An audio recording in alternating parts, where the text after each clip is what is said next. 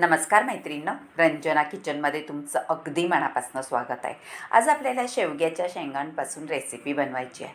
शेवग्याच्या शेंगांमध्ये छान असं विटामिन, कॅल्शियम आणि लोह हा पदार्थ भरपूर प्रमाणात असल्यामुळे आपल्या शरीराला खूप उपयोगी अशा शेवग्याच्या शेंगा असतात. कारण शेवग्याच्या शेंगांमध्ये साखर नियंत्रण ठेवण्यासाठी सुद्धा उपयोगी पडणारा शेवगा आहे. पण आपल्याला रेसिपी बनवायची आहे शेवग्याच्या शेंगांची. शेवग्याच्या पानांची सुद्धा आपण भाजी करून खातो. ती सुद्धा आपल्या शरीराला तेवढीच उपयोगी पडणारी रेसिपी असते. आता शेवग्याच्या शेंगा भरपूर घेतलेल्या आहेत. त्याला आता आपण कट करून घ्यायचे आहेत.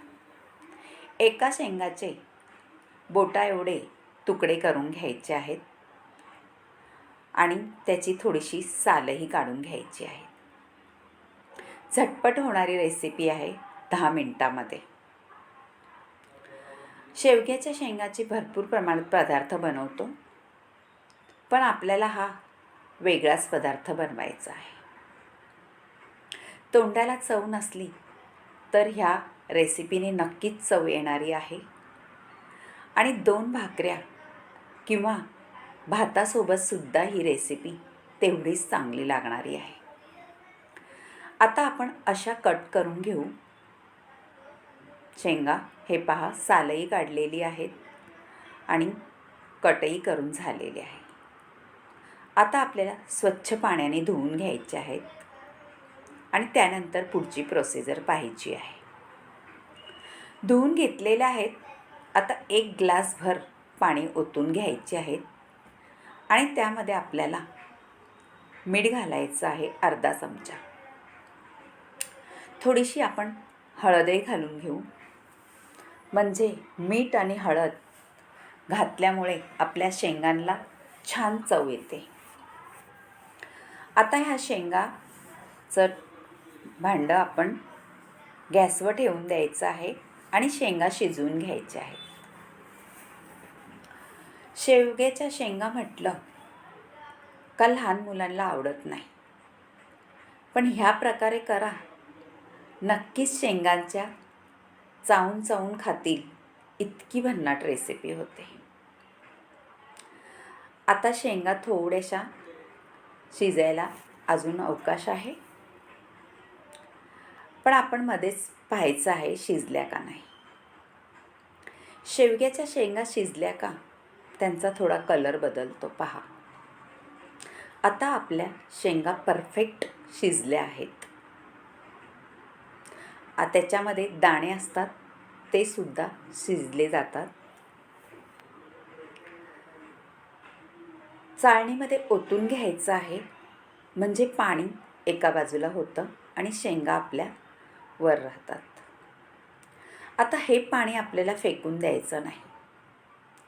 छान आमटीमध्ये वापरा किंवा तुम्ही असंचही पिऊ शकता.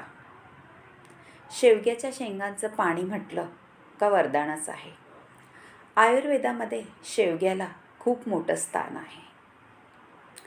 आता मी मोठा तवा ठेवलेला आहे लोखंडी. त्यामध्ये तेल घालून घ्यायचं आहे. जास्त सामग्रीसुद्धा लागत नाही मैत्रिणींनो, घरच्या साहित्यात होणारी ही रेसिपी आहे. आता वरून आपल्याला फोडणी म्हणजे जिरं आणि मोहरी.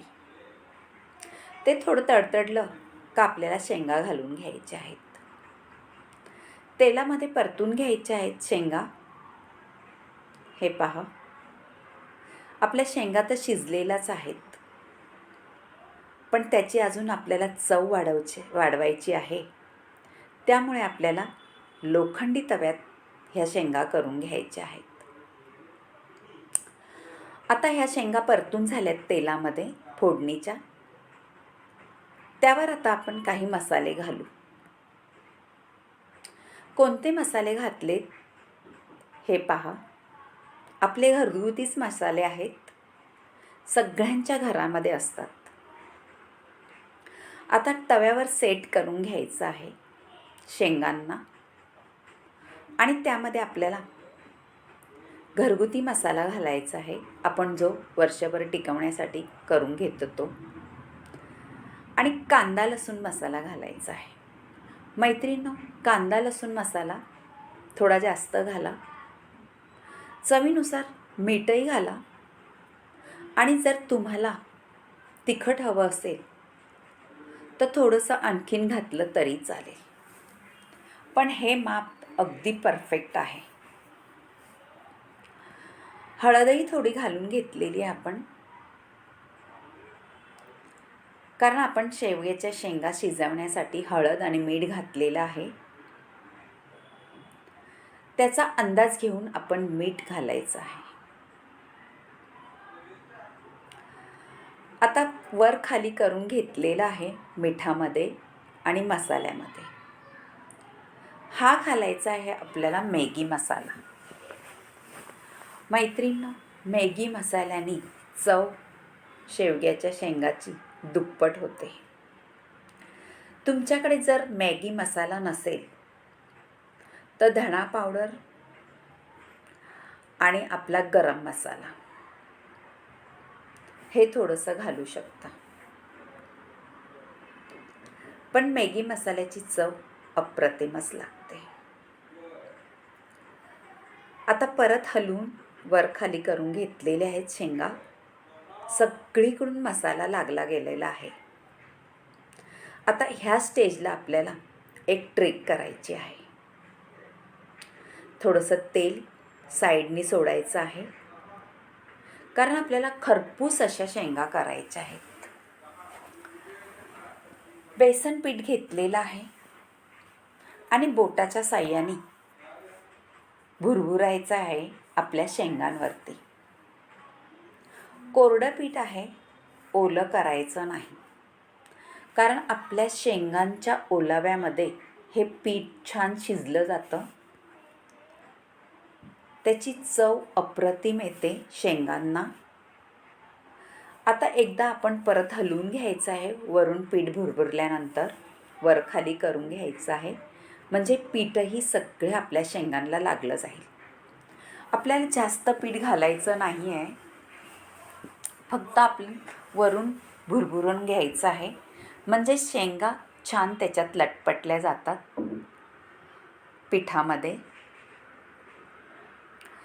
आता वर खाली करून घेतल्यावर परत एकदा आपल्याला पीठ भुरभुरून घ्यायचं आहे, म्हणजे खालच्या बाजूच्या शेंगांना सुद्धा पीठ लागलं जाईल. याप्रमाणे करा मैत्रिणींनो ट्रिक. नक्कीच ह्या शेंगा ताटाच्या शोभा तर वाढवतील, पण तुमच्या तोंडाची चवसुद्धा वाढवणारी रेसिपी आहे. नक्की करून पहा आणि रंजना किचनला लाईक करा, शेअर करा, कमेंट करायला विसरू नका आणि सबस्क्राईब करा. तुमच्या मैत्रिणीसोबतसुद्धा हा व्हिडिओ शेअर करा. तवा शेंगा कशा झाल्यात. आता पीठ भुरभुरल्यानंतर वर खाली केल्यानंतर शेंगा त्यावर थोडंसं झाकण ठेवायचं आहे, म्हणजे आपलं पीठ छान वाफवलं जातं. सगळ्या शेंगांना लटपटलेलं बेसन पीठ आणि मसाले, आहा हा हा, एकच नंबर. माझ्या तर तोंडाला आत्ताच पाणी सुटले. मैत्रिणींनो, वरण भात करा, त्याच्यासोबत हे तोंडी लावायला एकच नंबर. चपाती किंवा भाकरीसोबत तोंडी लावायला तरीसुद्धा भारी लागणाऱ्या ह्या शेवग्याच्या शेंगा अगदी अप्रतिम चवीच्या झालेल्या आहेत. थोडा वेळ ठेवून देऊ, म्हणजे असं खुरपूस अशा शेंगा होतील आपल्या, आणि त्यानंतर वाढून घ्यायचं आहे. पहा, अगदी डोळ्यात भरण्याजोग्या झालेल्या आहेत. खरंच कधीही करून खाऊ शकता तुम्ही तोंडी लावायला. जर जेवणाचा कंटाळा आला असेल तर असं काही चटपटीत असलं का जेवणाची मेजवानीच भारी वाटते. करून पहा. परत एकदा सांगते, रंजना किचनला लाईक करा, शेअर करा, कमेंट करा. Bye bye.